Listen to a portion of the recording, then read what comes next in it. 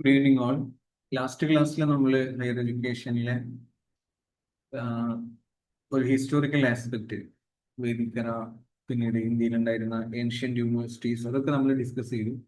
നമ്മൾ ചെറിയ രീതിയിൽ ബ്രിട്ടീഷ് എറയിലേക്ക് കടക്കുകയും ചെയ്തിരുന്നു. അവിടുന്ന് തന്നെ നമുക്ക് സ്റ്റാർട്ട് ചെയ്യാനാണ് വിചാരിക്കുന്നത്. ഇനി നമുക്ക് ബ്രിട്ടീഷ് എറയിൽ ഉണ്ടായിട്ടുള്ള പ്രധാനപ്പെട്ട ഹയർ എഡ്യൂക്കേഷൻ രംഗത്ത് വന്ന മാറ്റങ്ങളെ കുറിച്ചും അവിടുത്തെ പ്രധാനപ്പെട്ട ചലനങ്ങളെ കുറിച്ചും നമുക്ക് പഠിക്കാം. കിടക്കുന്നതിന് മുമ്പ് ജസ്റ്റ് ഒരു PYQ, നിങ്ങൾക്ക് ഈ വിഷയത്തിൽ എത്ര ഐഡിയ ഉണ്ടെന്ന് കിട്ടാൻ വേണ്ടിയിട്ട് മാത്രമേ ഒന്ന് രണ്ട് PYQ എഴുതിയിട്ടുണ്ട്. Try to answer this question. 1857 establish ചെയ്യപ്പെട്ട യൂണിവേഴ്സിറ്റീസ് ഏതൊക്കെയാണ്?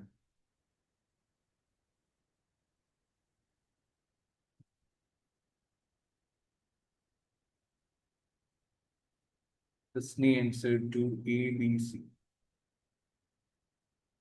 അപ്പൊ നിങ്ങൾക്കൊക്കെ ഇതിൽ നല്ല ധാരണ ഉണ്ട്. കൽക്കട്ട, ബോംബെ, മദ്രാസ്, ഈ മൂന്ന് യൂണിവേഴ്സിറ്റീസ് ആണ് 1857 എസ്റ്റാബ്ലിഷ് ചെയ്യപ്പെട്ട പ്രധാനപ്പെട്ട മൂന്ന് യൂണിവേഴ്സിറ്റീസ്. That's correct answer. ഇത് 1857 ബ്രിട്ടീഷ് ഇന്ത്യയിലെ ആദ്യത്തെ യൂണിവേഴ്സിറ്റീസ് ആയിരുന്നു. മൂന്നും ഒരു വർഷത്തിലാണ് എസ്റ്റാബ്ലിഷ് ചെയ്യപ്പെട്ടത്. ഇവന്തോ ഒരു വർഷത്തിന്റെ ജനുവരി മുതൽ അങ്ങോട്ട് താഴത്തേക്ക് ഡേറ്റ് പോകുന്നുണ്ടെങ്കിൽ പോലും ഒരേ വർഷം സ്ഥാപിക്കപ്പെട്ട മൂന്ന് യൂണിവേഴ്സിറ്റീസ് ആണ് university of Calcutta, university of Bombay and university of Madras. Presidency universities എന്നും ഇതിന് കോമൺ ആയിട്ട് പേര് പറയാറുണ്ട്. Presidency universities. അതിന്റെ പ്രധാനപ്പെട്ട കാരണം മൂന്ന് ബ്രിട്ടീഷ് പ്രസിഡൻസിയിൽ ആയിരുന്നു ഈ മൂന്ന് യൂണിവേഴ്സിറ്റീസ് ഉണ്ടായിരുന്നത്. ബംഗാൾ പ്രസിഡൻസിയിൽ കൽക്കട്ട യൂണിവേഴ്സിറ്റിയും, ബോംബെ പ്രസിഡൻസിയിൽ യൂണിവേഴ്സിറ്റി ഓഫ് ബോംബെ, മദ്രാസ് പ്രസിഡൻസിയിൽ യൂണിവേഴ്സിറ്റി ഓഫ് മദ്രാസ്. ആ രീതിയിലാണ് ഉണ്ടായിരുന്നത്. അലഹബാദ് യൂണിവേഴ്സിറ്റിയും നമ്മളുടെ വൺ ഓഫ് ദ ഓൾഡസ്റ്റ് യൂണിവേഴ്സിറ്റിയാണ്. നമുക്ക് വേണമെങ്കിൽ fourth, even though university of Punjab, ലാഹോറിലുള്ള പഞ്ചാബ് യൂണിവേഴ്സിറ്റി 1882 എസ്റ്റാബ്ലിഷ് ചെയ്യപ്പെട്ടതാണെങ്കിൽ പോലും ഫോർത്ത് യൂണിവേഴ്സിറ്റി എന്നൊക്കെ രീതിയിൽ അറിയപ്പെടുന്നത് യൂണിവേഴ്സിറ്റി ഓഫ് അലഹബാദ് ആണ്. 1887 വന്ന അലഹബാദ് ആണ്. So that's it.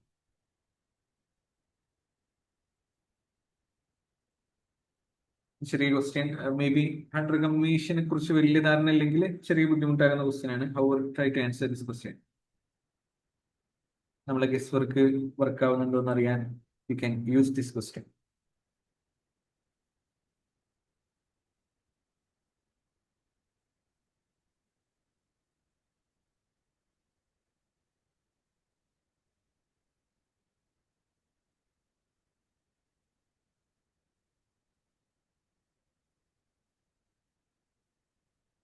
ആൻസർ വരട്ടെ. ദ ഗവൺമെന്റ് ഷുഡ് ലീവ് 1882-83, അതായത് 19ാം നൂറ്റാണ്ടിന്റെ ലാസ്റ്റ് ഫേസിലേക്കൊക്കെ വന്നിട്ടുള്ള ഒരു കമ്മീഷനാണ് ഹണ്ടർ കമ്മീഷൻ. അപ്പൊ അതിൽ വരാൻ സാധ്യതയുള്ളത് എന്തൊക്കെയാണ്? ആൻസേഴ്സ് വന്നിട്ടുണ്ട്. ആൻസർ 1 സാഫിറ ആൻസർ 1 പറയുന്നു. A, B and C. That's true. അതാണ് കറക്റ്റ് ആയിട്ടുള്ള ആൻസർ. ഹണ്ടർ കമ്മീഷൻ നമ്മൾ ഇൻഡിപെൻഡൻസിന് കുറച്ച് മുമ്പായിട്ട് വന്ന ഒരു പ്രധാനപ്പെട്ട കമ്മീഷൻ ആയിരുന്നു Hunter commission. Indian education commission എന്നും അറിയപ്പെടാറുണ്ട്. വില്യം ഹണ്ടർ ചെയർമാൻ ആയിട്ടുള്ള ബ്രിട്ടീഷ് ഗവൺമെന്റ് അപ്പോയിന്റ് ചെയ്തിട്ടുള്ള ഒരു സമിതിയാണ് ഹണ്ടർ കമ്മീഷൻ. ഇവരുടെ പ്രധാനപ്പെട്ട ഒരു പേർപ്പസ് ഉണ്ടായിരുന്നത് വുഡ്സ് ഡിസ്പാച്ച് എന്ന് പറയുന്ന ഒരു പ്രധാനപ്പെട്ട റിഫോർമേഷൻ എഡ്യൂക്കേഷൻ സെക്ടറിൽ ബ്രിട്ടീഷ് എറയിൽ സംഭവിച്ചിരുന്നു. അതിന്റെ പ്രോഗ്രസ് കറക്റ്റായിട്ട് റിവ്യൂ ചെയ്യാന്നുള്ളതായിരുന്നു ഹണ്ടർ കമ്മീഷന്റെ ഭാഗമായിട്ട് വന്നിരുന്നത്. അപ്പോൾ ഹണ്ടർ കമ്മീഷന്റെ റെക്കമെൻഡേഷൻസിൽ വന്ന പ്രധാനപ്പെട്ട കുറച്ച് കാര്യങ്ങളാണ് ഇവിടെ A, B, C ആയിട്ട് വന്നിട്ടുള്ളത്. The government should leave the management of higher education to Indians themselves. അപ്പോൾ ഇന്ത്യക്കാർക്ക് അല്ലെങ്കിൽ ഇന്ത്യൻസിന് തന്നെ ഇതിന്റെ ഒരു മാനേജ്മെന്റ് പാർട്ട് വിട്ടുകൊടുക്കണം. അവരുടെ ഒരു ഇൻവോൾവ്മെന്റ് കൂടെ ഇതിന്റെ ഭാഗമാക്കിയിട്ട് കൊണ്ടുവരണം എന്നുള്ളൊരു പ്രധാനപ്പെട്ട റെക്കമെൻഡേഷൻ ഹണ്ടർ കമ്മീഷന്റെ ഭാഗമായിട്ട് പോയിരുന്നു. അതുപോലെ തന്നെ government colleges should be established only with demand existed. Private sector വിദ്യാഭ്യാസ രംഗത്തിലേക്ക് കോൺട്രിബ്യൂട്ട് ചെയ്യാനും വിദ്യാഭ്യാസ രംഗത്തിൽ പ്രവർത്തിക്കാനും മുന്നോട്ട് വരണം. അപ്പോൾ അത്തരം സാഹചര്യത്തിൽ നമ്മളൊരു കോമ്പറ്റീഷൻ പോലെ പോകരുത്. എവിടെയാണോ പ്രൈവറ്റ് സെക്ടർ ലാക്ക് ചെയ്യുന്നത് അല്ലെങ്കിൽ പ്രൈവറ്റ് ലെഡ് ആയിട്ടുള്ള ഇൻസ്റ്റിറ്റ്യൂഷൻസ് ലാക്ക് ചെയ്യുന്നത് അവിടെ മാത്രം നമ്മൾ ഗവൺമെന്റ് കോളേജസ് എസ്റ്റാബ്ലിഷ് ചെയ്താൽ മതി ഒരു റെക്കമെൻഡേഷന് കൂടെ ഹണ്ടർ കമ്മീഷന്റെ ഭാഗമായിട്ട് പോയിരുന്നു. അതുപോലെ തന്നെ കമ്മീഷണറിന്റെ ഭാഗമായിട്ടും മറ്റൊക്കെ എഡ്യൂക്കേഷണൽ ഇൻസ്റ്റിറ്റ്യൂഷൻസ് റൺ ചെയ്യുന്നവരുണ്ടാകും. അപ്പൊ അവർക്ക് കൃത്യമായിട്ട് the government should provide grants to the non governmental colleges generously. ഈ ഒരു 3 റെക്കമെൻഡേഷൻസ് ആണ് പ്രധാനമായിട്ട് പോയിരുന്നത്. ഇനി മറ്റ് 2 റെക്കമെൻഡേഷൻസ് നമ്മൾ ജസ്റ്റ് ഒരു ലോജിക്കലി ആലോചിച്ചാൽ തന്നെ വർക്ക് ആവാത്തതായിരിക്കും. അപ്പൊ നമുക്ക് അതിനെ സിമ്പിൾ ആയിട്ട് എലിമിനേറ്റ് ചെയ്താലും ആൻസറിലേക്ക് എത്താം. Students should study the prescribed subjects without any option. കാരണം നമുക്കറിയാം ഇതൊരു ലേറ്റ് 19th സെഞ്ചുറിന്റെ ഭാഗത്തിൽ വന്നൊരു കമ്മീഷനാണ്. അപ്പൊ കുറച്ചൊക്കെ മാറ്റങ്ങൾ സംഭവിച്ചിട്ടുണ്ട്. സ്വാഭാവികമായിട്ടും കുട്ടികൾ ഒരു ഫ്ലെക്സിബിലിറ്റി ഇല്ലാതെ ഏതാണോ പ്രിസ്ക്രൈബ് ആയിട്ടുള്ള സബ്ജക്ട് അത് മാത്രം പഠിക്കുക എന്നുള്ളതൊന്നും ആ സമയത്ത് ഒരു കമ്മീഷൻ റെക്കമെൻഡ് ചെയ്യാൻ സാധ്യത ഇല്ലാത്തൊരു കാര്യമാണ്. അപ്പൊ അങ്ങനെയൊക്കെ നമുക്ക് ലോജിക്കലി ഒരു വിഷയത്തെ എലിമിനേറ്റ് ചെയ്യാൻ പറ്റും. അതേപോലെ തന്നെ there was no need for moral education in colleges, അതും പറയാൻ സാധ്യത ഇല്ലാത്തൊരു കാര്യമാണ്. അപ്പൊ അത്തരം വിഷയങ്ങളിലൊന്നും ഹണ്ടർ കമ്മീഷന് പ്രത്യേകിച്ച് ഒരു റെക്കമെൻഡേഷൻ ഒന്നും കൊടുത്തിട്ടില്ല. So we can avoid option D and we can come to the answer. അപ്പൊ അത് നമ്മൾ ജസ്റ്റ് ഒരു എൻട്രൻസിന് വേണ്ടി മാത്രം ചെയ്ത പരിപാടിയാണ്. Now we are officially entering to the British era. ഇന്നലെ പറഞ്ഞിരുന്നു ബാറ്റിൽ ഓഫ് പ്ലാസി. ഇതാണ് ശരിക്കും ബ്രിട്ടീഷർക്ക് ഇന്ത്യയിലുള്ള ഒരു ഒഫീഷ്യൽ ഓപ്പണിംഗ്. നിങ്ങൾക്ക് അറിയുന്നുണ്ടാകും ബാറ്റിൽ ഓഫ് പ്ലാസി 1757 നടന്നിട്ടുള്ള ഒരു യുദ്ധമാണ്. ബംഗാളിലെ നവാബായിട്ടുള്ള സിറാജുദ്ദൗലയും അതുപോലെ തന്നെ ഈസ്റ്റ് ഇന്ത്യ കമ്പനിയുടെ പ്രധാനപ്പെട്ട കമാൻഡർ ആയിട്ടുള്ള റോബർട്ട് ക്ലൈവും തമ്മിലാണ് യുദ്ധം നടന്നത്. ഈ യുദ്ധത്തിൽ നമ്മളുടെ സിറാജുദ്ദൗല ഫൈനലി കൊല്ലപ്പെടുന്നു. സ്വാഭാവികമായിട്ടും ബ്രിട്ടീഷർക്ക് ഇവിടെ ഒരു സ്റ്റാർട്ടിങ് കിട്ടുന്നു. ഇങ്ങനെയാണ് ബ്രിട്ടീഷ് എറ ഇവിടെ സ്റ്റാർട്ട് ചെയ്യുന്നത് നമുക്ക് മനസ്സിലാക്കാം. ഫ്രാൻസിസ് ഹെയ്മൻ എന്ന് പറയുന്ന ഒരു ആർട്ടിസ്റ്റ്, ഒരു ബ്രിട്ടീഷ് ആർട്ടിസ്റ്റ്, അദ്ദേഹം ചെയ്ത ഒരു വർക്കാണ് 1758 ആയിട്ട് ചെയ്തൊരു ഓയിൽ പെയിന്റിംഗ് വർക്കാണ് ഇവിടെ കൊടുത്തിട്ടുള്ളത്. ഈ ഒരു യുദ്ധത്തിന്റെ പ്രത്യേകത, റോബർട്ട് ക്ലൈവ് ഈ യുദ്ധം ജയിക്കാനും ഈസ്റ്റ് ഇന്ത്യ കമ്പനി യുദ്ധം ജയിക്കാനുള്ള ഒരു പ്രധാനപ്പെട്ട കാരണം ഇവിടെ മെൻഷൻ ചെയ്യപ്പെട്ട മീർ ജാഫർ ആണ്. മീർ ജാഫർ എന്ന് പറയുന്നത് സിറാജുദ്ദൗലയുടെ ചീഫ് കമാൻഡ് ഓഫീസർ ആയിരുന്നു. പക്ഷെ അദ്ദേഹം ആളെ ചതിച്ചു. ഒരു ബിട്രയലിന്റെ കഥ കൂടെ പറയാനുണ്ട് നമ്മളുടെ ബാറ്റിൽ ഓഫ് പ്ലാസിക്ക്. അങ്ങനെ ആ ഒരു ചതിയുടെ ഭാഗമായിട്ട് ഇദ്ദേഹത്തിന്റെ ആർമി, ഇദ്ദേഹം കമാൻഡറാണ്, സ്വാഭാവികമായിട്ടും കമാൻഡർ ചീഫാണ്, ഇദ്ദേഹത്തിന്റെ വലിയൊരു ട്രൂപ്പ് തന്നെ പിൻവലിയുന്നു. അങ്ങനെ ആ യുദ്ധത്തിൽ പരാജയപ്പെടുന്നു. That's history. ഹിസ്റ്ററി അവിടെ കിടക്കട്ടെ. അങ്ങനെ അവർ യുദ്ധം ജയിക്കുന്നു. ഇന്ത്യയിലെ ബ്രിട്ടീഷ് ഈസ്റ്റ് ഇന്ത്യ കമ്പനി അവരുടെ ഒരു സ്വാധീനം അല്ലെങ്കിൽ അവരുടെ ഒരു ഹോൾഡ് ഇവിടെ സ്റ്റാർട്ട് ചെയ്യാണ്. അപ്പൊ നമ്മൾ പറഞ്ഞു ആദ്യത്തെ ഒരു ഫേസില് നമുക്കൊരു ഓറിയന്റലിസ്റ്റ് ഫേസ് എന്ന് വേണമെങ്കിൽ പറയാം, അല്ലെങ്കിൽ കുറച്ചുകൂടെ നമ്മളുടെ ട്രഡീഷണൽ ആയിട്ടുള്ള കാര്യങ്ങളെ ഫോക്കസ് ചെയ്തുകൊണ്ടുള്ള കാര്യങ്ങളൊക്കെയാണ് ആദ്യത്തെ ഒരു ഭാഗത്ത് നടന്നിരുന്നത്. അതിൽ കൽക്കട്ട മദ്രസ, വാരൻ ഹാസ്റ്റിംഗിന്റെ നേതൃത്വത്തിൽ എസ്റ്റാബ്ലിഷ് ചെയ്യപ്പെട്ട കൽക്കട്ട മദ്രസ ഒരു പ്രധാനപ്പെട്ട എക്സാമ്പിൾ ആണ്. 10 വർഷങ്ങൾക്ക് ശേഷം, അത് അങ്ങനെ തന്നെ ഓർത്തു വെക്കാം, 1781 1791 വാരണാസിയിൽ ജുനാദൻ ഡുങ്കൻ എന്ന് പറയുന്ന ഈസ്റ്റ് ഇന്ത്യ കമ്പനിയുടെ ഒരു അഡ്മിനിസ്ട്രേറ്റർ ഒരു സാൻസ്ക്രിറ്റ് കോളേജ് വാരണാസിയിൽ സ്ഥാപിക്കുന്നു. അപ്പൊ രണ്ട് കൂട്ടർക്ക് വേണ്ടിയിട്ട് സ്ഥാപിക്കപ്പെട്ടതുപോലെ 10 വർഷങ്ങളുടെ ഇടവേളയിൽ സംഭവിച്ച കാര്യങ്ങളാണ്. സ്വാഭാവികമായിട്ടും ഈ ഒരു ടൈമിൽ ട്രഡീഷണൽ സബ്ജക്റ്റുകൾ തന്നെ അല്ലെങ്കിൽ ട്രഡീഷണൽ വിഷയങ്ങൾ തന്നെയാണ് ഇത്തരം ഇപ്പൊ ഈ കൽക്കട്ട മദ്രസയിലാണെങ്കിൽ പേർഷ്യനും അറബിക്കും ഒക്കെ ആയിരുന്നു പ്രധാനപ്പെട്ട പഠന വിഷയങ്ങളായിട്ട് വന്നിരുന്നത്. ഈ കൽക്കട്ട മദ്രസ ഇപ്പോ ആലിയ യൂണിവേഴ്സിറ്റി എന്നൊക്കെയുള്ള രീതിയിൽ അറിയപ്പെടുന്ന ഒരു സ്ഥാപനമാണ്. പിന്നെ കോളേജിലാണെങ്കിൽ ഹിന്ദു ലോയും ഫിലോസഫിയൊക്കെയാണ് പ്രധാനപ്പെട്ട വിഷയങ്ങളായിട്ട് വന്നിരുന്നത്. എന്നിരുന്നാലും ഓക്കെ, അതിൽ മൈക്ക് ഓൺ ആയിട്ടുണ്ട്. ഓക്കെ, സിവിലടയാലേ ആരാണ് കുറച്ച് അതിലേക്ക് kindly mute your mic. Okay, അങ്ങനെ നമ്മൾ പറഞ്ഞു the idea was to train Indian scholars to assist in administration and judiciary using local languages. അപ്പോൾ നമുക്ക് ലാംഗ്വേജ് ഉണ്ട്, നമുക്ക് ട്രഡീഷൻ ഉണ്ട്, അതൊക്കെ പഠിപ്പിക്കാൻ ബ്രിട്ടീഷുകാർ മുന്നോട്ട് വരുമ്പോൾ പോലും അതിന്റെ പിന്നിൽ ഒരു ഹിഡൻ അജണ്ട ഉണ്ട്. കാരണം നമ്മൾക്ക് ലോക്കൽ കമ്മ്യൂണിക്കേഷൻ നടക്കുന്ന സമയത്ത് കുറച്ച് എഡ്യൂക്കേറ്റഡ് ആയിട്ടുള്ള ആളുകൾ ഈ രംഗത്ത് വന്നു കഴിഞ്ഞാൽ ജുഡീഷ്യറിയും അഡ്മിനിസ്ട്രേഷനും കുറച്ചുകൂടെ സ്മൂത്ത് ആകുന്നുള്ള ഒരു ഒളി അജണ്ട കൂടെ ഇതിന്റെ പിന്നിലുണ്ടായിരുന്നു. അങ്ങനെ കാലങ്ങൾ കടന്നുപോയി. 1813 ആയി, 19-ാം നൂറ്റാണ്ട് തുടങ്ങി. 19-ാം നൂറ്റാണ്ടിന്റെ തുടക്കത്തിൽ വലിയൊരു മാറ്റം സംഭവിക്കുകയാണ്. ഒരു ആക്ട് വരികയാണ്, ബ്രിട്ടീഷ് പാർലമെന്റിന്റെ ഒരു പ്രധാനപ്പെട്ട ആക്ട് വരികയാണ്. നമ്മൾ മനസ്സിലാക്കേണ്ട ഒരു കാര്യം, ഇന്ത്യയിലെ ബ്രിട്ടീഷ് റൂൾ എന്ന് പറയുമ്പോൾ പോലും പ്രധാനമായിട്ടും അവിടെ വരുന്നത് ഈസ്റ്റ് ഇന്ത്യ കമ്പനിയാണ്. ഈസ്റ്റ് ഇന്ത്യ കമ്പനിന്റെ ഒരു മോണോപോളി, ഒരു ഏകാധിപത്യമാണ് ശരിക്കും ഉണ്ടായിരുന്നത്. അപ്പോൾ ബ്രിട്ടീഷ് പാർലമെന്റിന്റെ ഒരു പ്രധാനപ്പെട്ട ആക്ട്, ഒരു ചാർട്ടർ ആക്ട് എന്ന പേരിൽ 1813 വരികയാണ്. അപ്പൊ അവിടെ സ്റ്റേറ്റിന്റെ ഒരു റെസ്പോൺസിബിലിറ്റി എഡ്യൂക്കേഷന്റെ ഭാഗത്ത് ആദ്യമായിട്ട് സംഭവിച്ചു. ഒരു ഒഫീഷ്യൽ ഉത്തരവാദിത്തം, ഒരു റെക്കഗ്നിഷൻ സംഭവിച്ചു എന്നുള്ള ഒരു പ്രധാനപ്പെട്ട സംഗതി നടന്നു. അതോടൊപ്പം തന്നെ ഈസ്റ്റ് ഇന്ത്യ കമ്പനിയുടെ ആ ഒരു മോണോപോളി തൽക്കാലത്തേക്ക് വിച്ഛേദിക്കപ്പെട്ടു എന്നുള്ള ഒരു സംഭവം കൂടെ അവിടെ നടന്നിട്ടുണ്ട്. ബാക്കിയുള്ള പ്രൈവറ്റ് ആയിട്ടുള്ള ബ്രിട്ടീഷ് മെർച്ചൻസിന് ഇന്ത്യയിലേക്ക് വരാനും ബ്രിട്ടീഷ് മിഷനറീസിന്, ക്രിസ്ത്യൻ മിഷനറീസിന് ഇന്ത്യയിലേക്ക് വരാനൊക്കെ ഉള്ള ഒരു ഗേറ്റ് വേ ഓപ്പണിംഗ് കൂടെയായിരുന്നു ചാർട്ടർ ആക്ട്. ജസ്റ്റ് ഒരു എഡ്യൂക്കേഷൻ ലെവലിൽ സംഭവിച്ചൊരു മാറ്റം മാത്രമല്ല, ആ രീതിയിലുള്ളൊരു മാറ്റം കൂടെ അവിടെ സംഭവിച്ചിട്ടുണ്ട്. സ്വാഭാവികമായിട്ടും അവിടെ ബ്രിട്ടീഷ് പാർലമെന്റ് ഈസ്റ്റ് ഇന്ത്യ കമ്പനിയോട് ഡയറക്ട് ചെയ്തിട്ടുള്ള കാര്യമാണ്, ആനുവൽ ഗ്രാൻഡ് ഒരു 1,00,000 rupees കൊടുക്കണം, ഇയർ മാർക്ക് ചെയ്യണം, അതിന് വേണ്ടിയിട്ട് മാറ്റിവെക്കണം, ഇന്ത്യയിലുള്ള നോളജ് എഡ്യൂക്കേഷൻ പ്രൊമോട്ട് ചെയ്യാൻ വേണ്ടിയിട്ട് മാറ്റിവെക്കണം എന്നുള്ള രീതിയിൽ ഒരു പ്രസ്താവന കൂടെ അവിടെ ഇറങ്ങുകയാണ്. അതോടൊപ്പം തന്നെ ക്രിസ്ത്യൻ മിഷനറീസ് ഒക്കെ ഇന്ത്യയിലേക്ക് കോളേജുകൾ എസ്റ്റാബ്ലിഷ് ചെയ്യാനും സ്കൂളുകൾ എസ്റ്റാബ്ലിഷ് ചെയ്യാനും ഒക്കെ ആയിട്ട് കടന്നു വരുന്ന ഒരു സാഹചര്യം കൂടെ സംജാതമാകുന്നുണ്ട്. പക്ഷേ ബ്രിട്ടീഷ് പാർലമെന്റ് ഈ രീതിയിൽ ഇന്ത്യയിലെ എഡ്യൂക്കേഷൻ അപ്ലിഫ്റ്റ് ചെയ്യാൻ വേണ്ടിയിട്ട്, ഫ്ലറിഷ് ചെയ്യാൻ വേണ്ടിയിട്ട് 1,00,000 rupees കൊടുക്കണം എന്ന് ഡയറക്റ്റ് ചെയ്യുമ്പോൾ അവിടെ സ്വാഭാവികമായിട്ടും ഒരു കോൺട്രവേഴ്സി ഡെവലപ്പ് ചെയ്യാണ്, അല്ലെങ്കിൽ ഒരു ഡിബേറ്റ് ഡെവലപ്പ് ചെയ്യാണ്. എന്ത് എഡ്യൂക്കേഷനാണ് നമ്മൾ പ്രൊവൈഡ് ചെയ്യേണ്ടത്?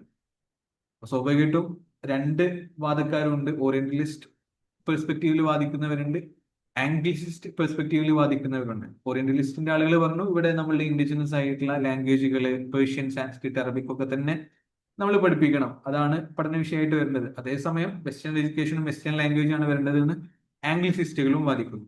അപ്പൊ ഈ ഒരു ഡിബേറ്റ് എങ്ങനെ ഭയങ്കരമായിട്ട് മൂർച്ഛിച്ചു പോകുന്നു. ഹവർ ഗവൺമെന്റിന്റെ ഒരു ഇൻവോൾവ്മെന്റ് എഡ്യൂക്കേഷൻ സെക്ടറിൽ വന്നു എന്നുള്ള വലിയൊരു മാറ്റം ചാർട്ടർ ആക്ടിന്റെ ഭാഗമായിട്ട് നമ്മൾ മനസ്സിലാക്കുകയും ചെയ്യുന്നു. സ്വാഭാവികമായിട്ടും ഈ ഒരു ഡിബേറ്റ് നിലനിൽക്കെ തന്നെ ഫർദർ ഡെവലപ്മെന്റ്സ് സംഭവിക്കുകയാണ്. വീണ്ടും കാലങ്ങൾ കടന്നുപോയി 1935 നിൽക്കുകയാണ്. 13-ൽ നിന്ന് 1835 നിൽക്കുന്നു. അപ്പൊ ഇവിടെ ഒരു ആംഗ്ലിസിസ്റ്റ് അനുകൂലമായിട്ടുള്ള, അതായത് വെസ്റ്റേൺ എഡ്യൂക്കേഷനെ സപ്പോർട്ട് ചെയ്യുന്ന, അഡ്വക്കേറ്റ് ചെയ്യുന്ന ആളുകൾക്ക് അനുകൂലമായിട്ടുള്ള കുറച്ച് പുതിയ മാറ്റങ്ങൾ സംഭവിക്കുകയാണ്. മാക്ലോന്റെ മിനിറ്റ്സും അതോടൊപ്പം സംഭവിച്ച ഇംഗ്ലീഷ് എഡ്യൂക്കേഷൻ ആക്ടും ഈ പറഞ്ഞ ആംഗ്ലിസിസ്റ്റ് ടേണിനെ കുറച്ചുകൂടെ ഒരു ഫോക്കസ് കൊടുത്തുകൊണ്ട് സംഭവിച്ച കാര്യങ്ങളാണ്. തോമസ് ബാബിങ്ടൺ മക്കോളെ എന്ന് നിങ്ങൾ സിംപ്ലി മനസ്സിലാക്കുക, ബാബിങ്ടൺ മക്കോളെന്റെ മിനിറ്റ്സ് വളരെ പ്രധാനമായിരുന്നു. അദ്ദേഹം മിനിറ്റ്സ് ഓൺ ഇന്ത്യൻ എഡ്യൂക്കേഷൻ എന്ന പേരിൽ 1835 പ്രധാനപ്പെട്ട ഒരു പോളിസി മുന്നോട്ട് വെക്കുക. അതൊരു ഭയങ്കരമായിട്ടുള്ള ഷിഫ്റ്റ് ആയിരുന്നു. വെസ്റ്റേൺ എഡ്യൂക്കേഷന്റെ ഭയങ്കരമായിട്ടുള്ള ഒരു അഡ്വക്കേറ്റ് ആയിരുന്നു, അല്ലെങ്കിൽ അതിനെ ഭയങ്കരമായിട്ട് പ്രൊമോട്ട് ചെയ്യുന്ന ഒരാളായിരുന്നു മക്കോളെ. അദ്ദേഹം ഓറിയന്റൽ ലേണിംഗ് കംപ്ലീറ്റ് ആയിട്ട് ഡിസ്മിസ് ചെയ്യണം, ഇറ്റ്സ് ഔട്ട്ഡേറ്റഡ് എന്ന് പറയുകയും അതോടൊപ്പം തന്നെ വെസ്റ്റേൺ എഡ്യൂക്കേഷനെ അഡ്വക്കേറ്റ് ചെയ്യാനുള്ള പണികൾ ചെയ്യുകയും ചെയ്തു. അദ്ദേഹത്തിന്റെ ഒരു ഡയലോഗ് നിങ്ങൾക്ക് ഇവിടെ വായിക്കാൻ പറ്റും. Indian in blood and colour, but English in taste, in opinions, in morals and intellect.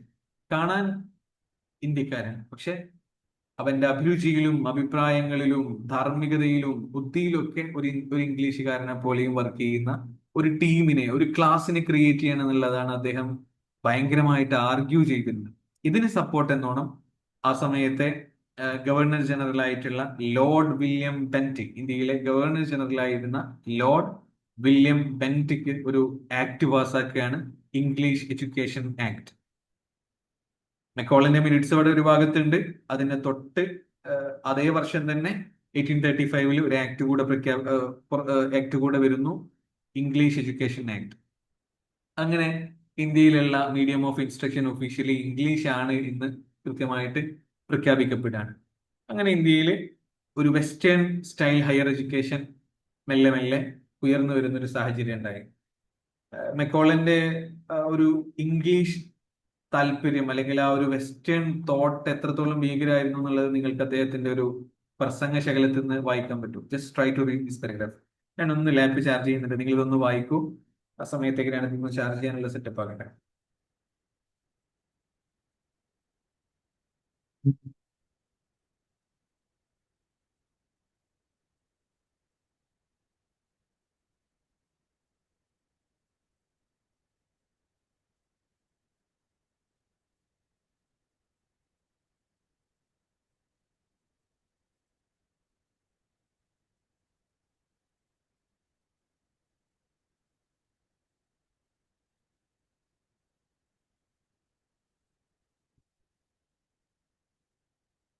Sorry for the inconveniences.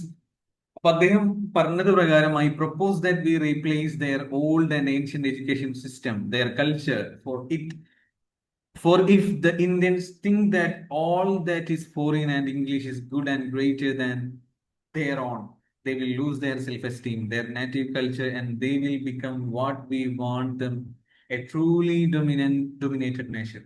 നമ്മളിപ്പോ പറയാറില്ലേ, നമ്മൾ ആ ഒരു ഇമ്പീരിയൽ ഹാങ് ഓവർ ഒക്കെ നമുക്കൊന്ന് വിട്ടുപോയോ എന്നുള്ളൊരു സംശയം നമുക്ക് ശരിക്കും പല സമയത്തും ഉണ്ടാവാറില്ലേ. ഇത് ശരിക്കും കൃത്യമായിട്ട് അജണ്ടയായിട്ട് പ്രഖ്യാപിക്കപ്പെട്ട ഒരു കാര്യമാണെന്നുള്ളത് കൂടെ സാന്ദർഭികമായിട്ട് ഉണർത്താൻ ആഗ്രഹിക്കുകയാണ്. മെക്കോളന്റെ ആ ഒരു സ്റ്റേറ്റ്മെന്റിൽ നിന്ന്, ആ ഒരു പ്രസംഗത്തിൽ നിന്ന് നമുക്കിത് കൃത്യമായിട്ട് മനസ്സിലാക്കാൻ പറ്റും. ഇതാണ് നമ്മളുടെ ലോർഡ് വില്യം ബെന്റിക്. ഇദ്ദേഹമാണ് നമ്മൾ പറഞ്ഞ ഇംഗ്ലീഷ് എഡ്യൂക്കേഷൻ ആക്ട് പാസ് ചെയ്തിട്ടുള്ള governor general, Lord William Bentinck. അങ്ങനെ വീണ്ടും ഒരുപാട് കാലങ്ങൾ കടന്നുപോയി. 1835 നിന്ന് 1854 എത്താണ്.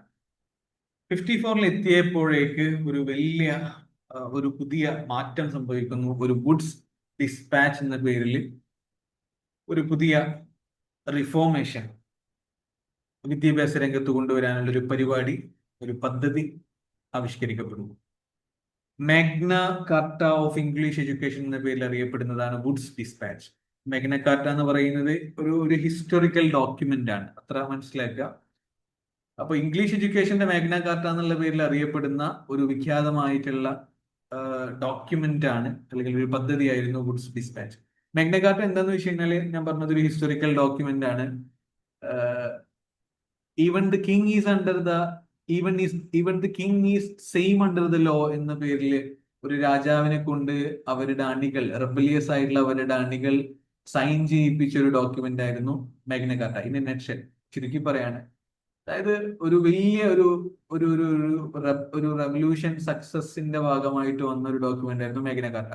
അപ്പൊ അതുപോലെ ഇംഗ്ലീഷ് എഡ്യൂക്കേഷന്റെ ഒരു മാഗ്ന കാർട്ട ആ രീതിയിൽ ഒരു ഡോക്യുമെന്റ് എന്ന പേരിൽ അറിയപ്പെടുന്നതാണ് വുഡ്സ് ഡിസ്പാച്ച്. ഒരുപാട് മാറ്റങ്ങൾ സംഭവിച്ചിട്ടുണ്ടാകും എന്നുള്ളത് വളരെ സ്വാഭാവികമാണ്. ഇത് ചാൾസ് വുഡ് എന്ന് പറയുന്ന ബോർഡ് ഓഫ് കൺട്രോൾ, അതിന്റെ പ്രസിഡന്റ് ആയിരുന്ന ഇദ്ദേഹമാണ് ഇതിനെ ഇഷ്യൂ ചെയ്തിട്ടുള്ളത്. ലോർഡ് ഡൽഹൌസി ഗവർണർ ജനറൽ ആയിരിക്കുന്ന സമയത്താണ് ഇത് സംഭവിക്കുന്നത്. 1854 ആയിട്ടുണ്ട്. സമയം പോകുന്നത് നോക്കുക. എന്തായിരുന്നു ഇതിന്റെ പർപ്പസ്? ഇന്ത്യയിൽ വളരെ സിസ്റ്റമാറ്റിക് ആയിട്ടുള്ള ഒരു ഓർഗനൈസ്ഡ് ആയിട്ടുള്ള ഒരു എഡ്യൂക്കേഷണൽ സ്ട്രക്ചർ കൊണ്ടുവരണം എന്നുള്ളതാണ് ഇവരുടെ താല്പര്യം. സംഗതി 1835 വെസ്റ്റേൺ എഡ്യൂക്കേഷനെ പ്രൊമോട്ട് ചെയ്യുന്ന രീതിയിൽ മെക്കോളിന്റെ മിനിറ്റ്സും ഇംഗ്ലീഷ് ലാംഗ്വേജിനെ പ്രൊമോട്ട് ചെയ്യുന്ന രീതിയിലുള്ള ആക്ട് ഒക്കെ പാസ്സായിട്ടുണ്ട്. എങ്കിൽ പോലും ഇന്ത്യയിലുള്ള എഡ്യൂക്കേഷൻ സ്ട്രക്ചർ അത്ര ഓർഗനൈസ്ഡ് ആയിട്ടില്ല, അത്ര സിസ്റ്റമാറ്റിക് അല്ല എന്നൊരു പ്രശ്നം ഉണ്ടായിരുന്നു. അതിനെ പരിഹരിക്കലും കൂടെ വുഡ്സ് ഡിസ്പാച്ചിന്റെ ഒരു പ്രധാനപ്പെട്ട അജണ്ടയായിരുന്നു. അങ്ങനെ ഒരുപാട് റെക്കമെൻഡേഷൻസ് വരുന്നു. പ്രധാനപ്പെട്ട ഒരു റെക്കമെൻഡേഷൻ ആണ് establishment of education department in each province with the director of public instruction. എല്ലാ പ്രൊവിൻസിലും ഒരു എഡ്യൂക്കേഷൻ ഡിപ്പാർട്ട്മെന്റ് വേണം, അതിന്റെ കൂടെ തന്നെ ഒരു ഡയറക്ടർ ഓഫ് പബ്ലിക് ഇൻസ്ട്രക്ഷനും വേണം എന്ന രീതിയിലുള്ള ഒരു റെക്കമെൻഡേഷൻ അവരുടെ ഭാഗമായിട്ട് വരികയാണ്. അതുപോലെ തന്നെ ഒരു പ്രധാനപ്പെട്ട മറ്റൊരു മാറ്റം 3 ടയർ എഡ്യൂക്കേഷൻ സിസ്റ്റം എന്ന രീതിയിൽ ഒരു പുതിയ അതിന്റെ ഒരു ഹൈറാർക്കിക്കൽ ഓർഡർ സെറ്റ് ചെയ്യാണ്. Primary, secondary, higher. പ്രൈമറിയിൽ വെർണാക്കുലർ ലാംഗ്വേജുകൾക്ക് പ്രാധാന്യം കൊടുക്കുക, അതായത് ചെറിയ ക്ലാസ്സിലെ കുട്ടികൾക്ക് പഠിക്കാൻ അവരുടെ തദ്ദേശീയമായിട്ടുള്ള ഭാഷയിൽ അവസരം നൽകുക. സെക്കൻഡറി ആകുമ്പോൾ ഒരു മിക്സ്, ഇംഗ്ലീഷിന്റെ ഒരു മിക്സ് കൊണ്ടുവരിക. ആൻഡ് ഹയറിൽ കംപ്ലീറ്റ് ഇംഗ്ലീഷിലേക്ക് ഷിഫ്റ്റ് ചെയ്യുക. ഈ രീതിയിൽ വെസ്റ്റേൺ നോളജിനെ ഇമ്പാർട്ട് ചെയ്യണം എന്ന ഒരു agenda third tyre education system എന്ന പേരിൽ ഗുഡ്സ് ഡിസ്പാച്ചിന്റെ ഭാഗമായിട്ട് വരുന്നുണ്ട്. അതുപോലെ തന്നെ യൂണിവേഴ്സിറ്റീസ് 3 യൂണിവേഴ്സിറ്റീസ് എസ്റ്റാബ്ലിഷ് ചെയ്യാനുള്ള ഒരു അതിന്റെ suggested founding universities of Calcutta, Bombay and Madras. നമ്മൾ 1857 രൂപീകരിക്കപ്പെട്ട 3 യൂണിവേഴ്സിറ്റീസിനെ കുറിച്ച് പറഞ്ഞല്ലോ. അപ്പൊ അതിന്റെ ഒരു സജഷൻ, ഒരു റെക്കമെൻഡേഷന് കൂടെ ഗുഡ്സ് ഡിസ്പാച്ചിന്റെ ഭാഗമായിട്ടാണ് സംഭവിക്കുന്നത്. ഈ പറഞ്ഞ യൂണിവേഴ്സിറ്റി ഓഫ് കൽക്കട്ട, ബോംബെ, മദ്രാസ് ഇതൊക്കെ യൂണിവേഴ്സിറ്റി ഓഫ് ലണ്ടന്റെ മാതൃകയിൽ ആയിരുന്നു സ്ഥാപിക്കപ്പെട്ടത്, അല്ലെങ്കിൽ അതിനെയാണ് ഇതിന്റെ ഒരു മോഡലായിട്ട് കൺസിഡർ ചെയ്തിരുന്നത്, യൂണിവേഴ്സിറ്റി ഓഫ് ലണ്ടൻ. ഓക്കെ. അതുപോലെ തന്നെ grants in aid policy, private and missionary ഇൻസ്റ്റിറ്റ്യൂഷൻസിനെ പ്രൊവൈഡ് ചെയ്യുക, ടീച്ചേഴ്സ് ട്രെയിനിങ്ങിനെ എംഫസൈസ് ചെയ്യുക, ഫീമെയിൽ എഡ്യൂക്കേഷനും വൊക്കേഷണൽ ടെക്നിക്കൽ ട്രെയിനിങ്ങിനൊക്കെ ഹൈലൈറ്റ് ചെയ്യുക. ഇത്തരം വിഷയങ്ങളൊക്കെ സ്വാഭാവികമായിട്ടും അതിന്റെ ഭാഗമായിട്ട് വരുന്നുണ്ട്. പ്രധാനമായിട്ടും യൂണിവേഴ്സിറ്റീസ് എസ്റ്റാബ്ലിഷ് ചെയ്തതും എല്ലാ പ്രൊവിൻസിലും എഡ്യൂക്കേഷൻ ഡിപ്പാർട്ട്മെന്റ് കൊണ്ടുവന്നതും ഒരു എഡ്യൂക്കേഷണൽ സിസ്റ്റത്തില് ലാംഗ്വേജിന്റെ ഒരു പ്രാധാന്യം, ആദ്യം വെർനാക്കുലർ, പിന്നെ മിക്സ്ഡ്, പിന്നെ ഇംഗ്ലീഷ് ഓൺലി എന്നുള്ള ആ ഒരു ചേഞ്ച് ഒക്കെ ഗുഡ്സ് ഡിസ്പാച്ചിന്റെ ഭാഗമായിട്ട് വന്ന പ്രധാനപ്പെട്ട മാറ്റങ്ങളിൽ പെട്ടതാണ്. 3 യൂണിവേഴ്സിറ്റികൾ നമ്മൾ പറഞ്ഞു. കൽക്കട്ടയാണ് ആദ്യം ഉണ്ടായത്, university of Calcutta.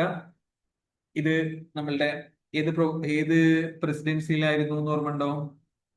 Bengal presidency. Then university of Bombay, Bombay presidency. University of Madras, Madras presidency. January 24 Calcutta university. January 24. July 18 university of Bombay. September 5 university of Madras. ഓർത്തു വെച്ചോളൂ. ജനുവരി 24 യൂണിവേഴ്സിറ്റി ഓഫ് കൽക്കട്ട. CBM എന്ന രീതിയിലാണ് വരിക. CBM, ആദ്യം C, പിന്നെ B, പിന്നെ M. Bombay 18 July and Madras 5th September. Okay. അങ്ങനെ എവിടെ എത്തി നമ്മള്? മാഗ്ന കാർട്ട കഴിഞ്ഞല്ലോ അല്ലെ? ഓക്കെ. ഗുഡ്സ് ഡിസ്പാച്ച് നമ്മൾ പറഞ്ഞു. അങ്ങനെ വീണ്ടും കാലങ്ങൾ കടന്നുപോയി. കുറെ പുതിയ കമ്മീഷൻസും കാര്യങ്ങളൊക്കെ രൂപപ്പെടുകയാണ്. അതിൽ പ്രധാനപ്പെട്ട കുറച്ച് കമ്മീഷൻസ് ആണ് ഹണ്ടർ കമ്മീഷൻ, അതുപോലെ തന്നെ ഇന്ത്യൻ യൂണിവേഴ്സിറ്റീസ് കമ്മീഷൻ,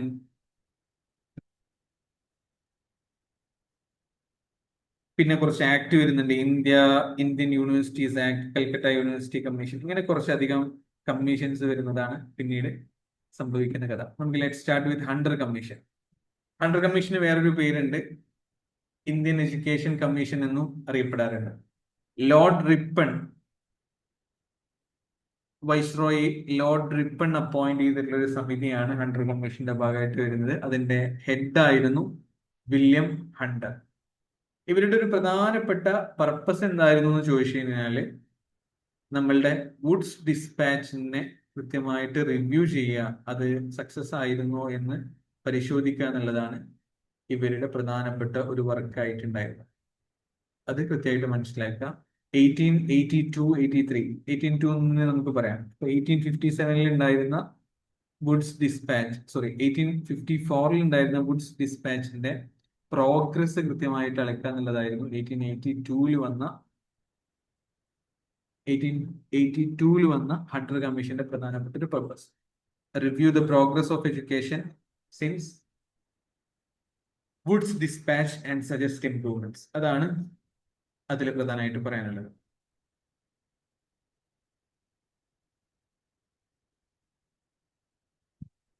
ആരാണ് അതിന്റെ ആളുകളായിട്ടുണ്ടായിരുന്നത്, ആരാണ് സമിതിയെ അപ്പോയിന്റ് ചെയ്തത് എന്നൊക്കെയുള്ളത് പ്രധാനമാണ്. ലോർഡ് റിപ്പൺ ക്വസ്റ്റ്യൻ PYQ ആയിട്ട് വന്നതായിരുന്നു. ഹെഡ് ചെയ്ത ആളാണ് വില്യം ഹണ്ടർ. പർപ്പസ് എന്തായിരുന്നു? പ്രധാനമായിട്ടും ഗുഡ്സ് ഡിസ്പാച്ചിന്റെ ഒരു പ്രോഗ്രസ് ചെക്ക് ചെയ്യുക എന്നതായിരുന്നു പ്രധാനപ്പെട്ട ഒരു അജണ്ട ആയിട്ടുണ്ടായിരുന്നത്. പിന്നെ അതിന്റെ പ്രധാനപ്പെട്ട ഒബ്ജക്റ്റീവ്സ് ആയിട്ട് വേറെയും ഒരുപാട് കാര്യങ്ങൾ വരുന്നുണ്ട്. പ്രൈമറി, സെക്കൻഡറി, ഹയർ എഡ്യൂക്കേഷനിലൊക്കെ പ്രധാനപ്പെട്ട ഇംപ്രൂവ്മെന്റ്സ് കൊണ്ടുവരിക, ഗവൺമെന്റിന്റെയും മിഷണറി സംവിധാനങ്ങളുടെയൊക്കെ എഡ്യൂക്കേഷനിൽ റോളിനെ റിവ്യൂ ചെയ്യാം. പ്രൈമറി എഡ്യൂക്കേഷനിൽ ഹണ്ടർ കമ്മീഷന്റെ റെക്കമെൻഡേഷൻസ് ആയിട്ട് പ്രൈമറി എഡ്യൂക്കേഷനെ ഫോക്കസ് ചെയ്തിട്ടുള്ള ഒരു കാര്യം വന്നിരുന്നു, അതും ഓർത്തു വെക്കുക. Primary education should be considered the responsibility of the local bodies എന്ന രീതിയിൽ പ്രൈമറി എഡ്യൂക്കേഷനായിട്ട് ബന്ധപ്പെട്ട കുറെ മാറ്റങ്ങൾ, മീഡിയം ഓഫ് ഇൻസ്ട്രക്ഷൻ പ്രൈമറി സെക്ടറിലൊക്കെ വെർനാക്കുലർ ലാംഗ്വേജിലാകണം എന്ന് നമ്മൾ വുഡ്സ് ഡിസ്പാച്ചിൽ പറഞ്ഞതുപോലെ തന്നെ ഇവിടെയും അതിനെ എംഫസൈസ് ചെയ്തിരുന്നു. വൊക്കേഷണൽ ട്രെയിനിങ്ങിന് പ്രാധാന്യം കൊടുക്കേണ്ടതിനെ കുറിച്ച് പറഞ്ഞിരുന്നു. അതുപോലെ തന്നെ ലോക്കൽസിന്റെ ഇൻവോൾവ്മെന്റ് അല്ലെങ്കിൽ പ്രൈവറ്റ് സെക്ടറിന്റെ ഒരു ഇൻവോൾവ്മെന്റ് എഡ്യൂക്കേഷനിൽ വേണമെന്നുള്ളതൊക്കെ ഇതിന്റെ ഒരു പ്രധാനപ്പെട്ട ഹൈലൈറ്റ് ആയിട്ട് വന്നിരുന്നു. ആദ്യമായിട്ട് നമ്മളുടെ ഇന്ത്യൻ എഡ്യൂക്കേഷനെ ഒരു സിസ്റ്റമാറ്റിക്കലി റിവ്യൂ ചെയ്യാൻ രൂപീകരിക്കപ്പെട്ട ആദ്യത്തെ കമ്മീഷനാണ് ഹണ്ടർ കമ്മീഷൻ. അതും പ്രധാനപ്പെട്ട ഒരു സംഗതിയാണ്. ഇപ്പൊ വുഡ്സ് ഡിസ്പാച്ച് ആണെങ്കിലും അതിനു മുമ്പ് വന്നിട്ടുള്ള എല്ലാ കാര്യങ്ങളാണെങ്കിലും പുതിയ പുതിയ പദ്ധതികളാണ്. പക്ഷെ ഹണ്ടർ കമ്മീഷൻ ഒരു റിവ്യൂ സമിതിയായിരുന്നു. പ്രോഗ്രസിനെ റിവ്യൂ ചെയ്യാൻ, സിസ്റ്റമാറ്റിക്കലി റിവ്യൂ ചെയ്യാനായിട്ട് സെറ്റ് ചെയ്യപ്പെട്ട ആദ്യത്തെ കമ്മീഷനാണ് ഹണ്ടർ കമ്മീഷൻ. ഇന്ത്യൻ യൂണിവേഴ്സിറ്റീസ് കമ്മീഷനാണ് അടുത്തതായിട്ട് നമുക്ക് പറയാനുള്ളത്. ലോർഡ് കേഴ്സൺ അദ്ദേഹം അപ്പോയിന്റ് ചെയ്ത ഒരു സമിതിയാണ് ഇന്ത്യൻ യൂണിവേഴ്സിറ്റീസ് കമ്മീഷന്റെ ഭാഗമായിട്ടുണ്ടായിരുന്നത്. വർഷം ഓർത്തു വെക്കുക, 20ാം നൂറ്റാണ്ടിന്റെ സ്റ്റാർട്ടിങ്ങിൽ 1902 ഇന്ത്യൻ യൂണിവേഴ്സിറ്റീസ് കമ്മീഷൻ രൂപപ്പെടുന്നത്. ഇവരുടെ പ്രധാനപ്പെട്ട ലക്ഷ്യം എന്താണെന്ന് ചോദിച്ചു കഴിഞ്ഞാൽ യൂണിവേഴ്സിറ്റി എഡ്യൂക്കേഷൻ ക്വാളിറ്റി ഇംപ്രൂവ് ചെയ്യുക, അഡ്മിനിസ്ട്രേഷൻ ഇംപ്രൂവ് ചെയ്യുക എന്ന ലക്ഷ്യത്തോടു കൂടെയാണ് ഇന്ത്യൻ യൂണിവേഴ്സിറ്റീസ് കമ്മീഷൻ മുന്നോട്ട് വന്നത്. ഒരുപാട് ലൂപ്പ് ഹോൾസ് അല്ലെങ്കിൽ ഡ്രോബാക്സ് യൂണിവേഴ്സിറ്റീസിൽ ആൾറെഡി എസ്റ്റാബ്ലിഷ് ചെയ്യപ്പെട്ട നാലോ അഞ്ചോ യൂണിവേഴ്സിറ്റീസ് ആൾറെഡി എസ്റ്റാബ്ലിഷ് ചെയ്യപ്പെട്ടിട്ടുണ്ട്. Like university of Bombay, Calcutta, Madras, Allahabad, Punjab, ഇങ്ങനെ കുറെ യൂണിവേഴ്സിറ്റീസ് ആൾറെഡി എസ്റ്റാബ്ലിഷ് ചെയ്യപ്പെട്ടിട്ടുണ്ട്. അപ്പൊ അവരുടെയൊക്കെ വർക്കിങ്ങിൽ വരുന്ന മിസ്റ്റേക്സും കാര്യങ്ങളൊക്കെ കണ്ടെത്തി അവരുടെ ഡിസിപ്ലിനിലും റിസർച്ചിലൊക്കെ കാര്യമായിട്ടുള്ള പ്രശ്നങ്ങൾ ഉണ്ട് എന്നുള്ളത് ഐഡന്റിഫൈ ചെയ്യുന്നു. അതിനെ മാറ്റാൻ കുറച്ചുകൂടെ സ്ട്രിക്ചർ ആയിട്ടുള്ള ഗവൺമെന്റൽ സൂപ്പർവിഷനും യൂണിവേഴ്സിറ്റി കൺട്രോളൊക്കെ വേണമെന്ന റെക്കമെൻഡേഷൻസ് ഒക്കെ ഇന്ത്യൻ യൂണിവേഴ്സിറ്റീസ് കമ്മീഷന്റെ ഭാഗമായിട്ട് പോകുന്നു. 1902 എന്നുള്ളത് ഓർത്തു വെക്കുക. ഇതിനുശേഷം സംഭവിച്ചതാണ്, ഇതിന്റെ ഒരു ഔട്ട്പുട്ട് എന്നോണം സംഭവിച്ചതാണ് ഇന്ത്യൻ യൂണിവേഴ്സിറ്റീസ് ആക്ട്. ഇവിടെ ഒരുപാട് ലിമിറ്റേഷൻസ് ഉണ്ടെന്ന് നമ്മൾ കണ്ടു. അപ്പൊ അതിന്റെ ഭാഗമായിട്ട് പുതിയ ഒരു ആക്ട് വരുന്നു. 1904 ആ പുതിയ ആക്ട് വരുന്നു. ഇന്ത്യൻ യൂണിവേഴ്സിറ്റീസ് കമ്മീഷന്റെ ചെയർമാൻ ആയിട്ട് ലോർഡ് കേഴ്സൺ ആണ് ഇതിനെ അപ്പോയിന്റ് ചെയ്തതെന്ന് നമ്മൾ പറഞ്ഞു. അദ്ദേഹം വൈസ്രോയി ആയിരുന്നു. ഇതിന്റെ ചെയർമാൻ ആയിട്ടുണ്ടായിരുന്നത് തോമസ് ലെയ്ലക് എന്ന് പറയുന്ന ആളാണ്. തോമസ് ലെയ്ലക് എന്ന് പറയുന്ന ആളാണ് ഇതിന്റെ ചെയർമാൻ ആയിട്ട്, ഈ സമിതിയുടെ ചെയർമാൻ ആയിട്ട് ഉണ്ടായിരുന്നത്. ഓക്കെ, അപ്പൊ ഇതാണ് അതിൽ പ്രധാനമായിട്ട് പറയാനുള്ളത്. ആൾറെഡി ഉണ്ടായിരുന്ന യൂണിവേഴ്സിറ്റീസ് നമ്മൾ പറഞ്ഞ Allahabad university, Punjab university, Calcutta university, Bombay, Madras, 5 universities. ഈ 5 യൂണിവേഴ്സിറ്റീസ് ഒക്കെ എന്താണ്, എത്രത്തോളം ഫങ്ഷനിങ് ആണ്, എത്രത്തോളം വിഷയങ്ങൾ, എന്തൊക്കെ വിഷയങ്ങളിൽ ലിമിറ്റേഷൻസ് വരുന്നുണ്ട്, ഇൻഡിസിപ്ലിൻ ഉണ്ട്, ക്വാളിറ്റി ടീച്ചിങ്ങിന്റെ പ്രശ്നം വരുന്നുണ്ട്, പൊളിറ്റിക്കൽ അൺട്രസ്റ്റ് ഉണ്ട് കുട്ടികൾക്കിടയിൽ. അപ്പൊ അത്തരം വിഷയങ്ങളൊക്കെ പരിഹരിക്കുക എന്നുള്ളതായിരുന്നു, അതിനൊക്കെ റിവ്യൂ ചെയ്യുക എന്നുള്ളതായിരുന്നു ഇന്ത്യൻ യൂണിവേഴ്സിറ്റീസ് കമ്മീഷന്റെ പ്രധാനപ്പെട്ട ഒരു ഉദ്ദേശം. ഓക്കെ, പിന്നെ വന്നത് ഇന്ത്യൻ യൂണിവേഴ്സിറ്റീസ് ആക്ട്. 1904 വന്ന ആക്ട് ആണ് Indian universities act. Government supervision യൂണിവേഴ്സിറ്റികളിലെ സ്ട്രെങ്തൻ ചെയ്യുക എന്നുള്ളതാണ് പ്രധാനപ്പെട്ട ഒരു പർപ്പസ് ആയിട്ട് വന്നത്. അതോടൊപ്പം തന്നെ റിസർച്ച്, ബാക്കി പോസ്റ്റ് ഗ്രാജുവേറ്റ് വർക്കുകളൊക്കെ ഉഷാറാക്കുക എന്നുള്ളത് കൂടെ ഇതിന്റെ ഭാഗമായിട്ട് വന്നിട്ടുണ്ട്. നമ്മൾ നേരത്തെ പറഞ്ഞ കമ്മീഷന്റെ ഒരു തുടർച്ചയിൽ വന്ന ഒരു ആക്ട് ആണ് Indian universities act.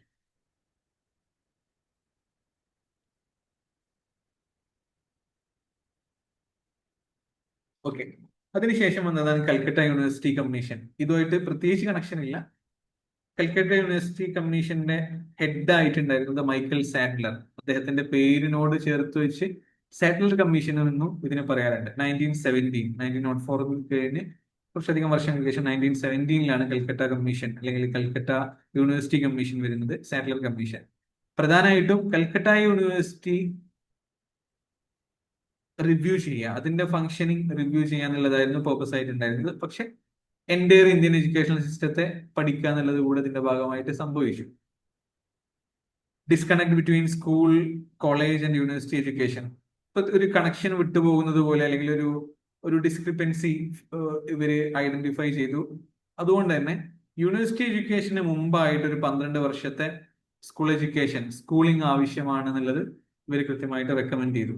Emphasised improving university teaching, research and autonomy. അതും സാഡ്ലർ കമ്മീഷന്റെ ഭാഗമായിട്ട് വന്ന റെക്കമെൻഡേഷൻസ് ആണ്. And finally Hartog committee and Sargent report.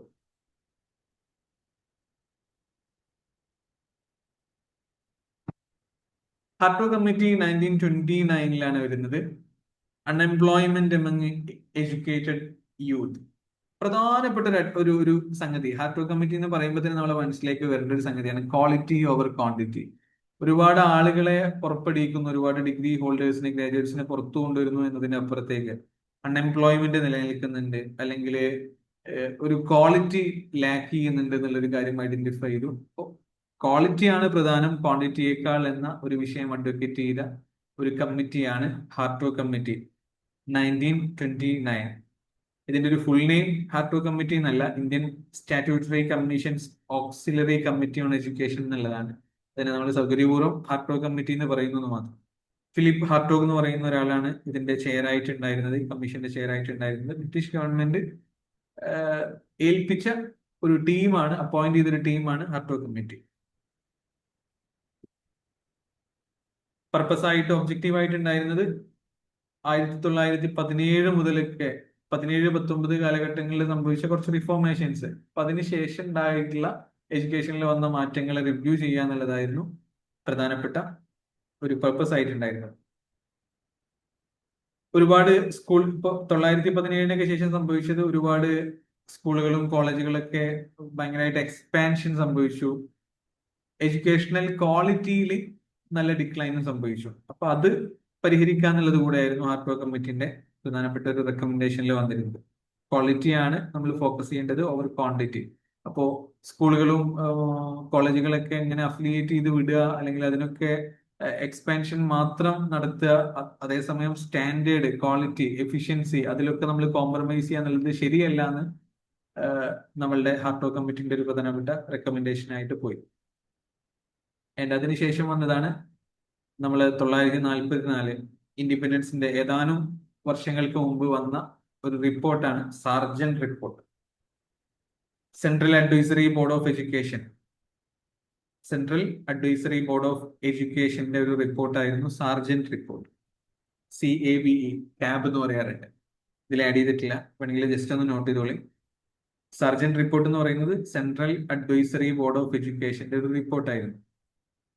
John sergeant എന്ന് പറയുന്ന ഒരാളാണ് ഈ കമ്മിറ്റിയുടെ ചെയർ ആയിട്ടുണ്ടായിരുന്നത് എന്നതുകൊണ്ട് സാർജന്റ് റിപ്പോർട്ട് അദ്ദേഹത്തിന്റെ നെയിമിലേക്ക് കണക്ട് ചെയ്തുകൊണ്ട് സാർജന്റ് റിപ്പോർട്ട് എന്ന് നമ്മൾ സൗകര്യപൂർവ്വം പറയുന്നു.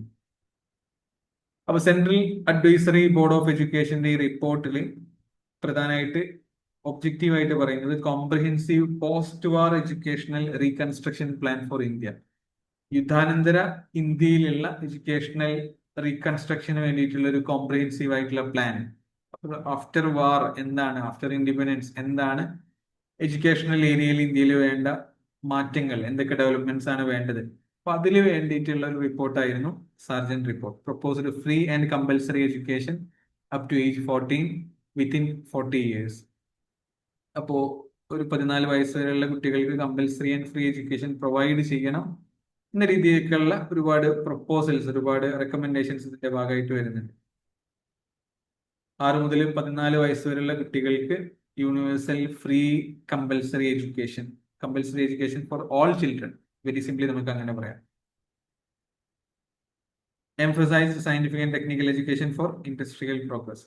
അപ്പൊ ആഫ്റ്റർ വാർ എന്തൊക്കെ മാറ്റങ്ങളാണ് നമ്മളുടെ എഡ്യൂക്കേഷൻ സെക്ടറിൽ വേണ്ടത്, ഇൻഡിപെൻഡന്റ് ഇന്ത്യയിൽ വേണ്ട എഡ്യൂക്കേഷണൽ പോളിസിയുടെ ഒരു ബ്ലൂ പ്രിന്റ് എന്ന രീതിയിലേക്ക് നമുക്ക് പറയാൻ പറ്റുന്നതാണ് Sargent report. Sargent report central advisory board of എഡ്യൂക്കേഷന്റെ റിപ്പോർട്ട് ആയിരുന്നു എന്നതുകൂടെ മനസ്സിലാക്കാം. ഓക്കെ, 1-2 MCQ കൂടെ നോക്കിയിട്ട് നമുക്ക് അവസാനിപ്പിക്കാം. നമ്മളിപ്പോൾ പറഞ്ഞതെന്ന് നിങ്ങൾക്ക് ആൻസർ ചെയ്യാൻ പറ്റുന്നതായിരിക്കും. Try to answer this question. College minutes recommended education through vernacular languages, promotion of Western education through English medium, revival of Indian traditional education, education for women only. We have less than 1 minute. Try to answer fast.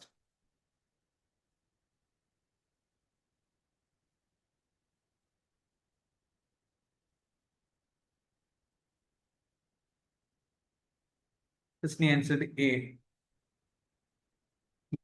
Education through vernacular languages ആണോ? അയ്യോ, എനിക്ക് കോളിന്റെ minutes promotion of western education through English medium ആണ് പറഞ്ഞത്. May be ഞാൻ വായിച്ച് comment മാറിപ്പോയതായിരിക്കാം, chat മാറിപ്പോയതായിരിക്കാം.